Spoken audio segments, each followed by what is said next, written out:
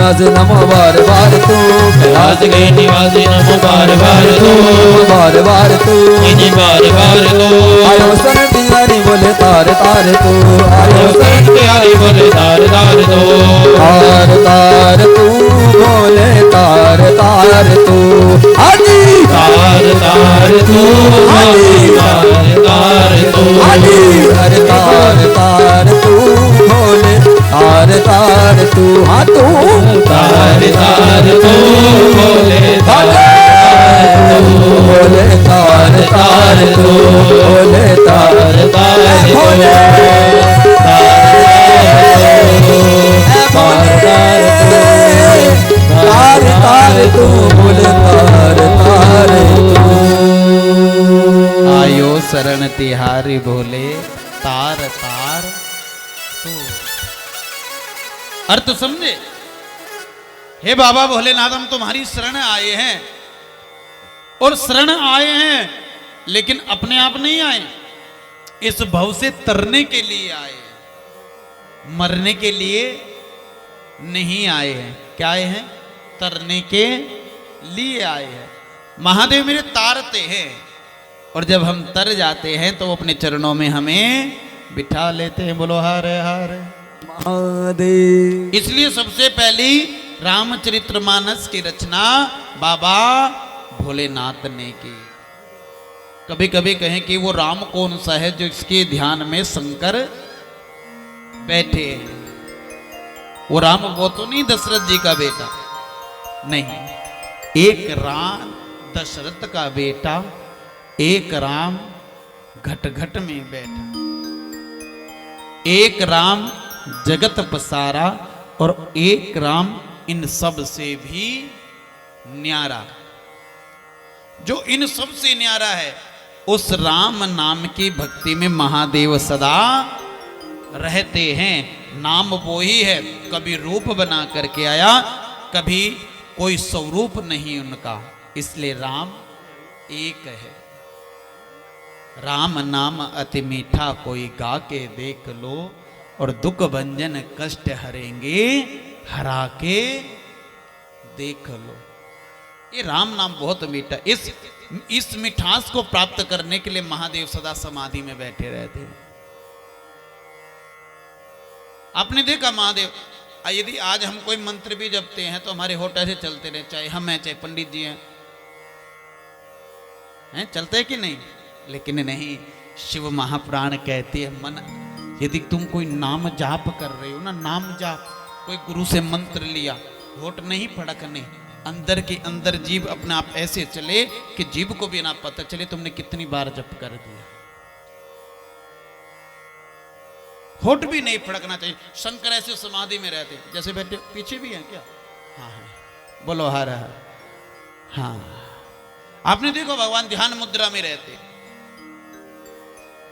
वो ध्यान मुद्रा हम सब की भी जिस दिन बन जाएगी ना, ना तो हमारे होठ फड़ेंगे, ना हमारी जीभ बोलेगी, बस मन में अपने आप उच्चारण चलेगा, जिसको कहते हैं अजपा जप। अजपा जप, जो जपा लेकिन हमें पता नहीं चला, और हमने जप दिया। माला में तो क्वांटिटी रहेगी, माला में तो सुमेरु का याद रहेगा कि माला पूरी हो गई, सुमेरु को घुमा लो, कि 108 बार हमने जप लिया। लेकिन जो अजपा जप होगा, उसका फल इन सब से अलग होगा। बोलो हर हर। इन सब से अलग होगा, उसका फल बहुत प्रबल हो। लेकिन वो कब होगा? जब ध्यान सुमिरन होगा।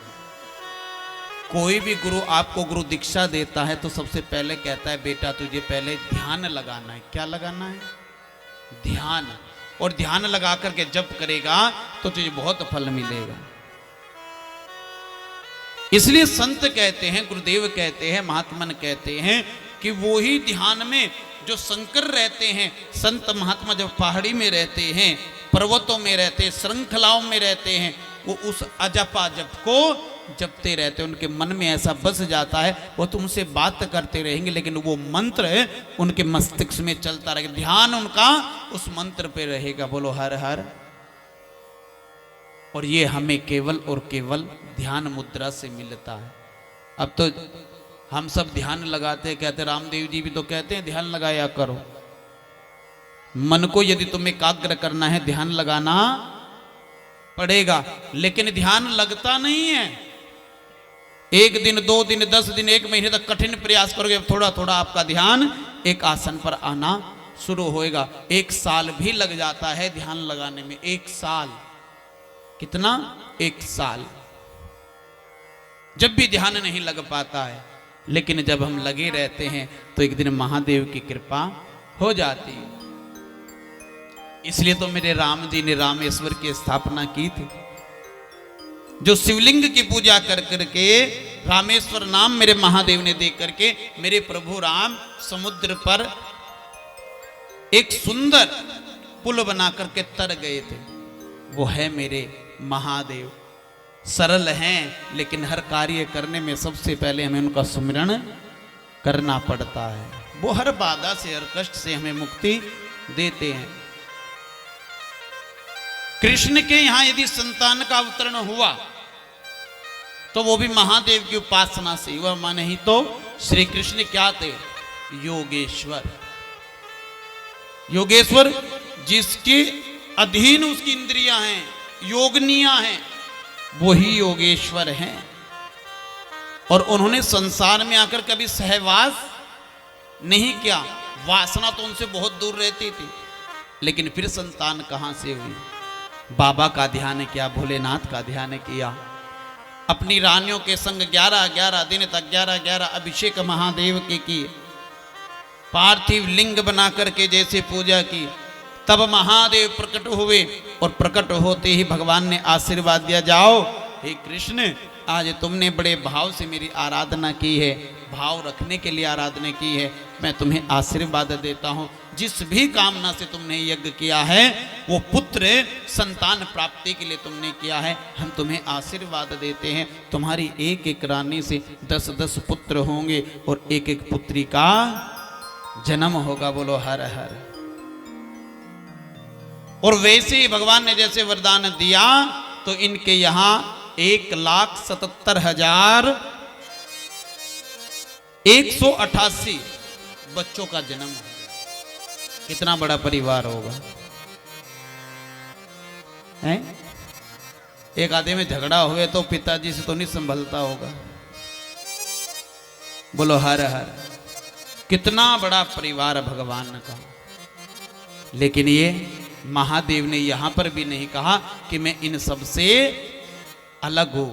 तब भी भगवान ने कहा वही शक्ति कृष्ण में है, वही शक्ति मेरे में है, वही शक्ति राम में है, वही शक्ति मेरे में है, वही शक्ति ब्रह्मा में है और वही शक्ति शिव में है। अलग नहीं है, रूप अलग है। और वो भक्ति भगवान तक पहुंचा देती है। तो ये शिव कथा कहती है। तो इसलिए अब बताओ, कहेगा कोई कि भाई हम शिव की आराधना नहीं करेंगे, हम तो कृष्ण की आराधना करते हैं, हम कृष्ण की आराधना करते हैं, हम राम की आराधना नहीं कहेंगे। जो कहते हैं उनसे निवेदन है छोड़ दीजिए।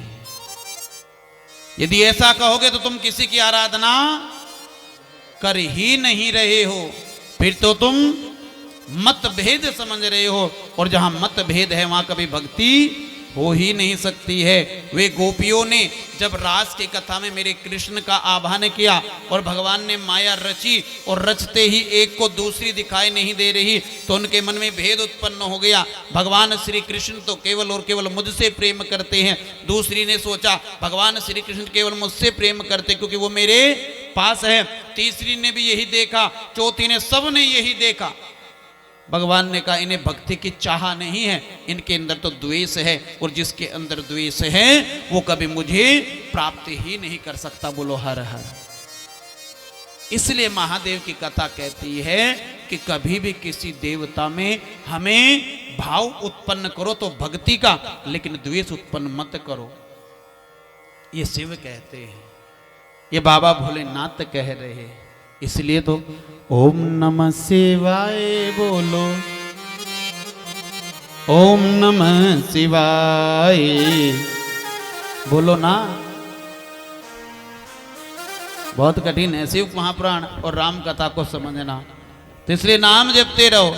ओम नमः शिवाय बोलो ओम नमः शिवाय। ओम नमः शिवाय बोलो ओम नमः शिवाय। ओम नमः शिवाय बोलो ओम नमः शिवाय। ओम नमः शिवाय बोलो ओम नमः शिवाय। शिव शंभो का महामंत्र है, शंभू का महामंत्र है, शिव शंभो का महामंत्र है, शिव शंभू का महामंत्र है, मुक्ति का उपाय। बोलो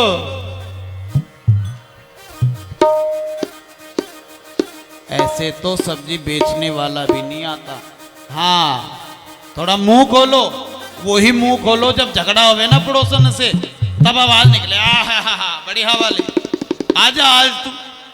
हाँ तो वही ओम नमः शिवाय बोलो ओम नमः शिवाय। ओम नमः शिवाय बोलो ओम नमः शिवाय। शिव शंभो का महामंत्र है, शिव शंभू का महामंत्र है, शिव शंभो का महामंत्र है, शिव शंभू का महामंत्र है, मुक्ति का उपाय। ओम नमः शिवाय बोलो ओम नमः शिवाय। ओम नमः शिवाय बोलो ओम नमः शिवाय। जय हो।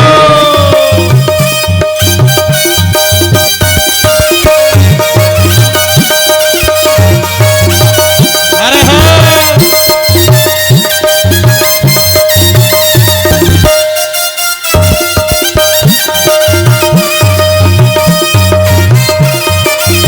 जय हो।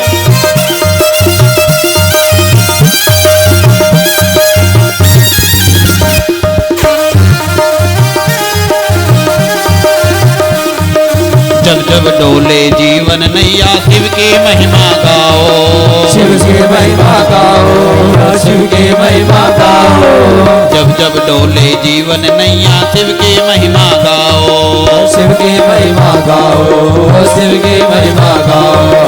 सारे जग के है वो खिवैया उनकी शरण में जाओ, उनकी शरण में जाओ, उनकी शरण में जाओ। संकट आए कष्ट रुलाए, संकट आए कष्ट रुलाए, संकट आए कष्ट रुलाए, जब जब जी घबराए। बोलो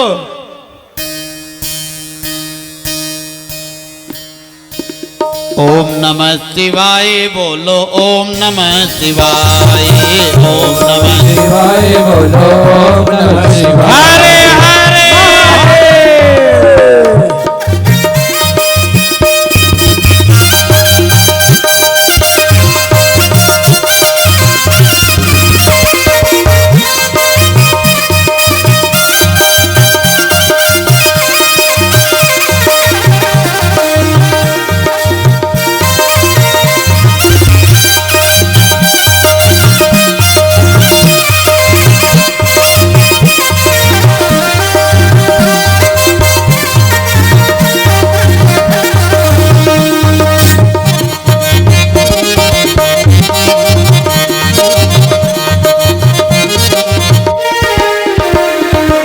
विपदा आई राम पे भारी, शिव शक्ति का जाप किया, शिव शक्ति का जाप किया, शिव शक्ति का जाप किया। जब कोई मार्ग नहीं राम को दिखाई दे रहा था,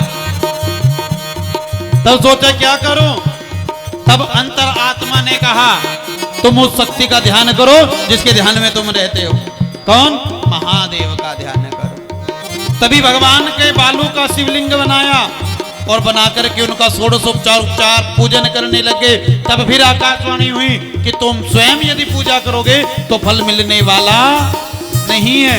तो क्या करूं? कोई ऐसा भक्त हो, ब्राह्मण हो, जो तुमसे ये पूजा विधिवत करावे और विधिवत करा करके तुम्हें फल की प्राप्ति करावे। ऐसा कौन? ऐसा केवल रावण है। उस रावण को बुलाया जाए। लेकिन रावण तो शत्रु है जिससे मैं युद्ध करने के लिए जा रहा हूं। हैं? वो कैसे आकर के यज्ञ करा देगा? करा देगा। यदि किसी से हमारा झगड़ा है और हमें उसके यहां से बेलन लाना है पूरी बेलने के लिए, और हम उसके यहां जाए तो क्या वो हमें बेलन देगा? नहीं देगा। कहेगा और अच्छा काम बिगड़े इसका, है कि नहीं? कोई नहीं देगा। लेकिन यहां ध्यान दो, कितनी अच्छी भक्त और भगवान की भक्ति का भाव। राम जी ने संदेशा भेजा, निमंत्रण भेजा हे विद्वत, हे विद्वान, हे रावण जी महाराज, हे ब्राह्मण देवता, हम शिव की आराधना कर रहे हैं, हम शिव का अभिषेक करना चाहते हैं, हम शिव का पूजन करना चाहते हैं और आपको हम पुरोहित के रूप में स्वीकार कर रहे हैं। और जैसे राम जी का निमंत्रण भेजा तो पढ़ा और कहा कि ठीक है, राजा भाव एक और, दुश्मन भाव एक और, लेकिन पहला मेरा पांडित्य क्रम है, मैं जाकर के अपना वो क्रम करूंगा। और एक ब्राह्मण बनकर के बड़े भाव से आए और उन्हीं रावण जी महाराज ने उस पार्थिव शिवलिंग का अभिषेक कराया, उसके अंदर प्राण दिए और प्राण दे करके फिर उन्होंने अभिषेक कराना शुरू किया। कहा कि धर्मपत्नी के बिना तो यज्ञ नहीं होता है, होगा, हम पत्नी लाएंगे। और जैसे ही रावण मां जानकी को लेकर के आए थे, यज्ञ पूरा कराया था और फिर आशीर्वाद दे करके यशस्वी भव और फिर सीता जी को लेकर के चले गए थे। वो है ब्राह्मण। ब्राह्मण शत्रु नहीं देखता, ब्राह्मण देखता है उसके अंदर भक्ति कितनी है। विपदा आई राम पे भारी, शिव शक्ति का जाप किया, शिव शक्ति का जाप किया, शिव शक्ति का जाप किया। विपदा आई राम पे भारी, शिव शक्ति का जाप किया, शिव शक्ति का जाप किया, शिव शक्ति का जाप किया। बजरंगी की शक्ति बनकर राम का शिव ने साथ दिया, राम ने शिव का साथ दिया, राम ने शिव का साथ दिया। रामेश्वर की पूजा करके, रामेश्वर की पूजा करके राम यही फरमाए, क्या फरमाए? ओम नमः शिवाय। भूलना नहीं है, आया बैठोगे तो बोलना पड़ेगा। ओम नमः शिवाय बोलो, ओम नमः शिवाय, ओम नमः शिवाय बोलो, ओम नमः शिवाय, ओम नमः शिवाय बोलो, ओम नमः शिवाय, ओम नमः शिवाय बोलो, ओम नमः बोले शंकर भगवान की।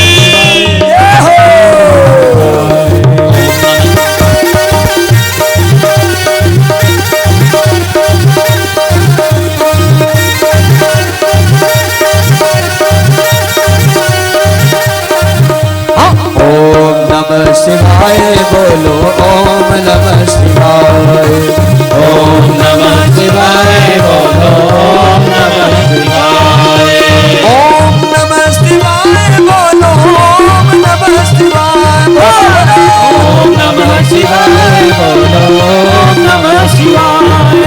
शिव शंभु का महामंत्र है मुक्ति का उपाय, शिव शंभु का महामंत्र है मुक्ति का उपाय।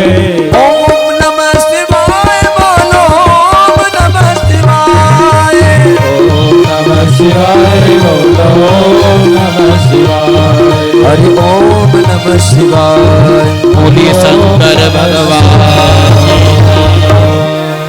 शिव शंभु का महामंत्र है मुक्ति का और ओम नमः शिवाय बोलो, ओम नमः शिवाय। तो यहाँ जब आप बैठे हो ना तो बोलना पड़ेगा, नहीं तो जी पकड़ करके सो जाया करो, वहाँ काहे के चक्कर में पड़ो। यहाँ हम तो सच्ची सच्ची कहेंगे, जिसके भाग्य की कथा होगी वो सुनेगा, जिसके भाग्य में कथा होगी भैया गंगा जी के किनारे रहने वाले कभी गंगा में रोज स्नान नहीं करते।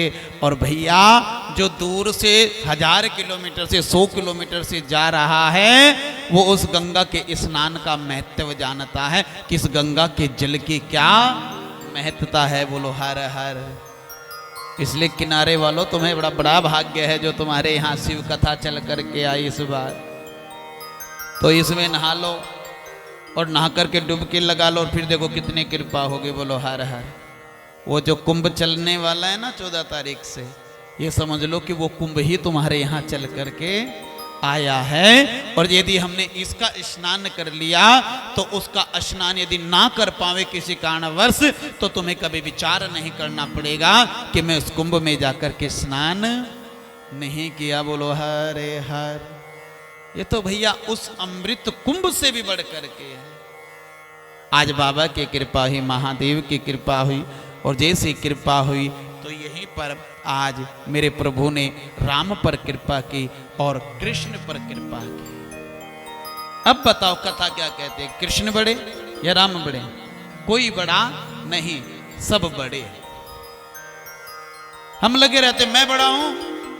कभी कभी कोई कोई माता अपनी बहू से लड़ लड़ करके कहती मैं हूं तो घर चल रहा है, और कभी कभी बहू इतनी तेज आवे तो एक बार मर तो देखो घर कैसे ना चले।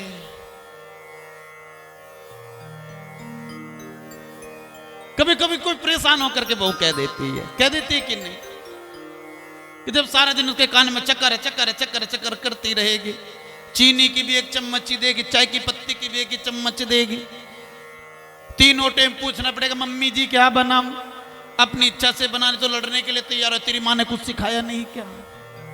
बोलो हर हर। हाँ वैसे तो बहुत परिवर्तन है माता जी अब, क्योंकि अब तो डरना पड़ता है। पहले बहू को डरना पड़ता था कि सास कैसी मिलेगी, अब तो सास को डरना पड़े कि बहू कैसी मिलेगी। बोलो हर हर, जोर से बोल दो। अब नहीं कहने की जरूरत है, अब तो थोड़ा कुछ कह दिया तो झट से राधे श्याम जय श्री राम, तू अपना काम कर हम अपना काम कर। अब फिर देखे भुने सास बहू को देख करके, बहू सास को देख करके खुश हो गए। बोलो हर हर।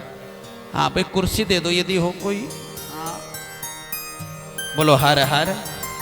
तो इसलिए कथा कह रही है आपको, महादेव की ये भक्ति सुन रही है, भक्ति सुना रही है। ये धुआं कहां से आ रहा है?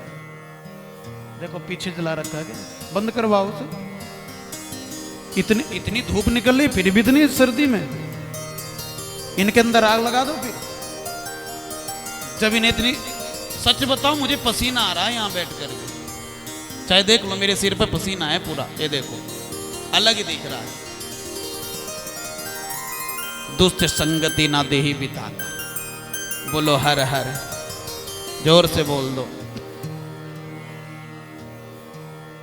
आज हमने बहुत बड़ी गलती कर दी, इतने सारे कपड़े पहन लिए। हाँ भगवान की कृपा ही, महादेव की कृपा हुई। और मेरे बाबा एक दिन नारायण से कह रहे, किससे? जो शेष सैया पर विराजित हैं मेरे लक्ष्मी नारायण, हे नारायण आप हमसे मिलने के लिए क्यों नहीं आते हो? हमको आपने मृत्यु लोक दिया, हम इस मृत्यु लोक पर रहकर के अपने भक्तों की सेवा कर रहे, लेकिन आप हमसे मिलने के लिए क्यों नहीं आते हो? नारायण ने कहा प्रभु कैसे आ जाऊं? क्यों? जैसे मैं इस धरा की ओर आता हूं और एक कण भी देखता हूं और उस कण में मुझे आपका स्वरूप दिखाई देता है, क्योंकि कंकर में शंकर विराजमान है। एक एक कण कण में प्रभु, जैसे ही मैं इस धरा की ओर आता हूं और एक एक कंकर को देखता हूं, उस कंकर में मुझे और कुछ नहीं, मुझे आपका शिवलिंग ही दिखाई देता है। तो मैं पीछे हट जाता हूं कि मैं नहीं आऊंगा, मैं नहीं आऊंगा, पर मेरे बाबा यहां विराजित रहे। और जब अपने प्रभु को, अपने इष्ट के ऊपर कभी मैं पैर नहीं रख सकता हूं। बोलो हर हर। इसलिए बाबा मुझे डर होता है कि मेरी भक्ति बेकार ना हो जाए। बाबा महादेव ने कहा चिंता मत कर, मैं नारायण के बिना नहीं रह सकता और नारायण मेरे बिना नहीं रह सकते। कहा कि हाँ प्रभु मैं भी तड़पता हूं वहां, लेकिन क्या करे, ये बीच की जो बाधा है ये कैसे समाप्त होगी? चिंता मत करो, हम इसको ही समाप्त ही कर देंगे। ना तो नारायण शंकर से अलग होंगे और ना ही शंकर नारायण से अलग होंगे। इन दोनों का संबंध जुड़ा है और वो संबंध सदा जुड़ा रहेगा। वो कैसे? कैसे भगवान ने संबंध जोड़ा है नारायण से? आपके यहां एक कथा आती है, इस कथा में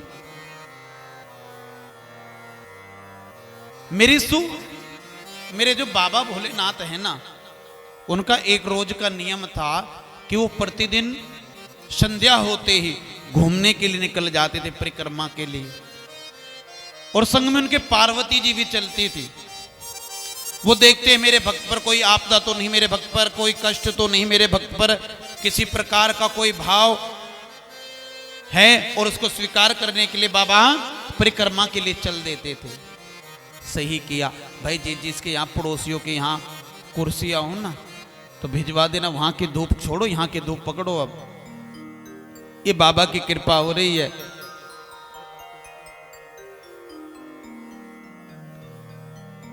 तो मेरे बाबा भोलेनाथ रोज निकलते थे, रोज जाते थे, और जब परिक्रमा करने के लिए जाते थे तो पार्वती संग चलती थी।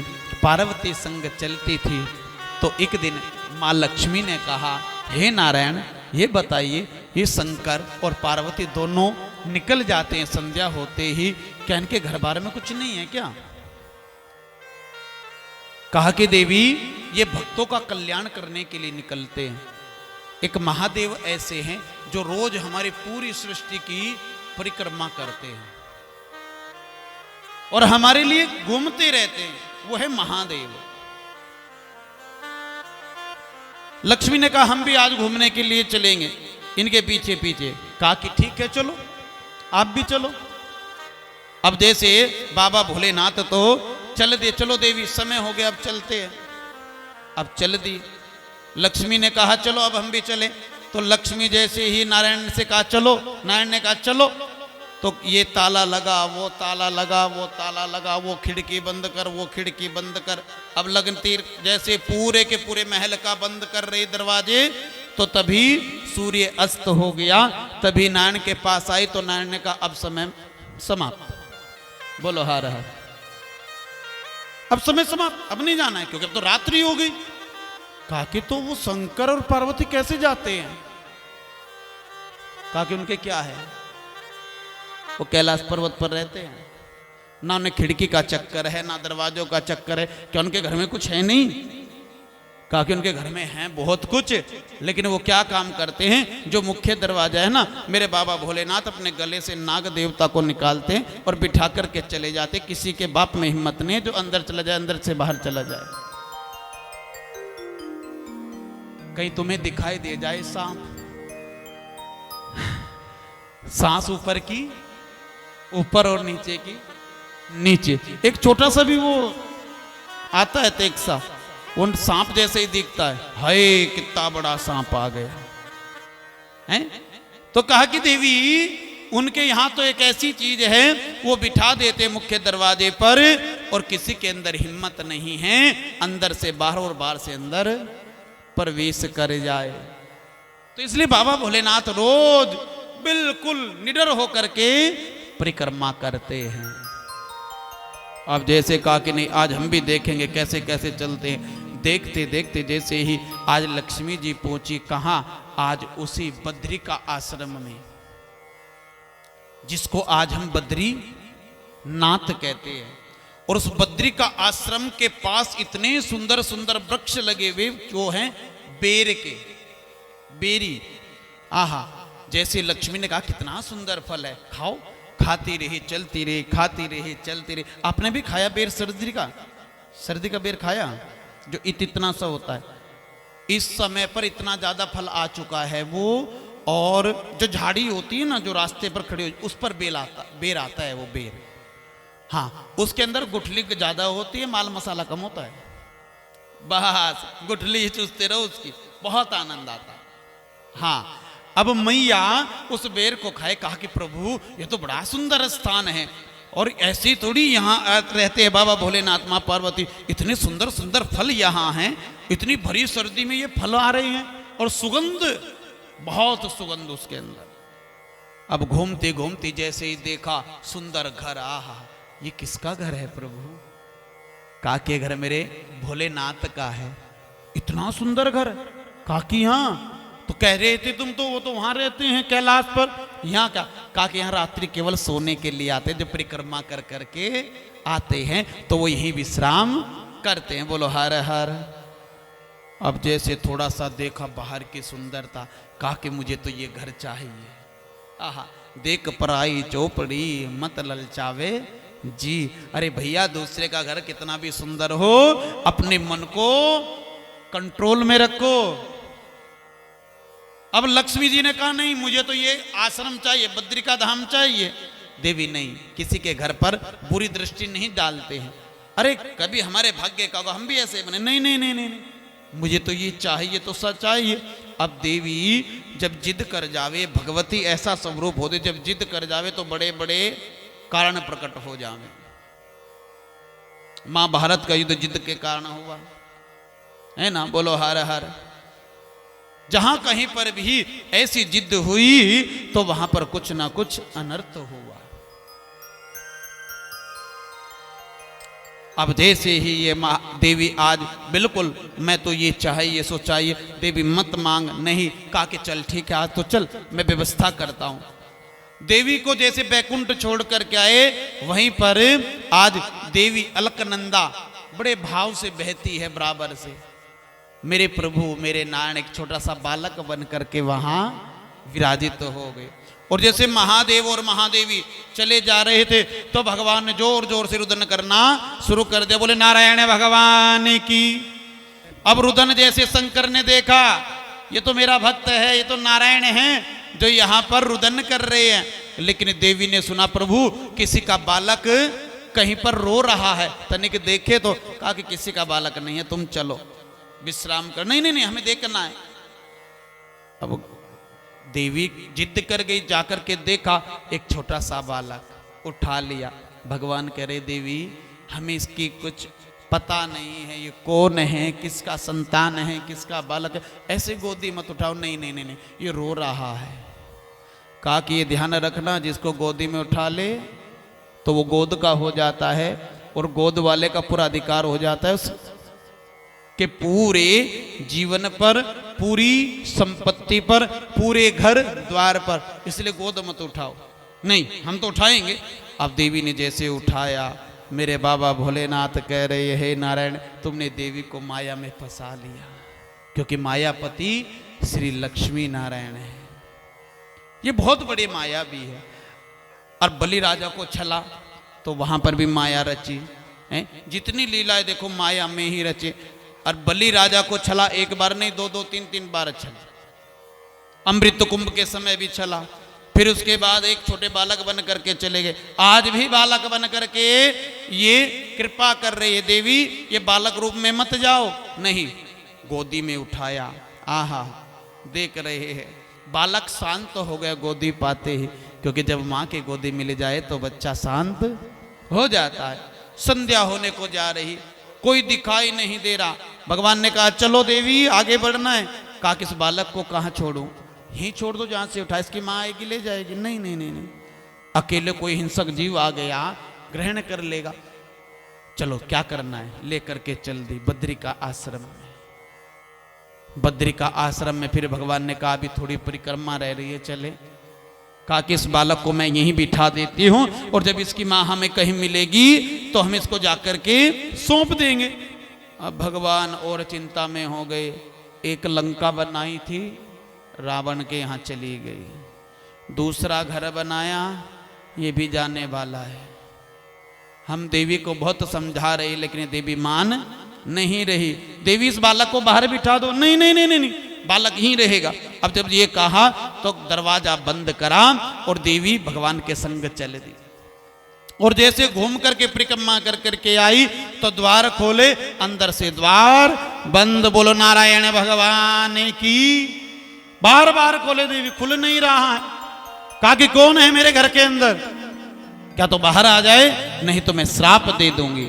और जैसे ये माँ भगवती ने कहा तो बाहर सीधे मेरे नारायण उस बालक रूप से प्रकट हुए। लक्ष्मी और नारायण दोनों साक्षात्कार प्रकट हो गए। वो लक्ष्मी नारायण भगवान ने की।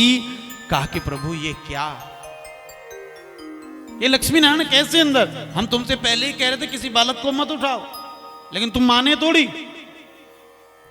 कहा कि हे लक्ष्मी नारायण आपने क्यों स्वरूप धारण किया? कहा कि मैया ये जो लक्ष्मी है ना, इसको तुम्हारा बद्री का आश्रम बहुत सुंदर लगा है और इस बद्री का आश्रम को मांग रही है, रट लगा रखी है, लेकिन हम मना कर रहे हैं। लेकिन इसके जिद के कारण आज हमने ये रूप धारण करना पड़ा, इसलिए आप इसको ये बद्री का आश्रम दे दीजिए।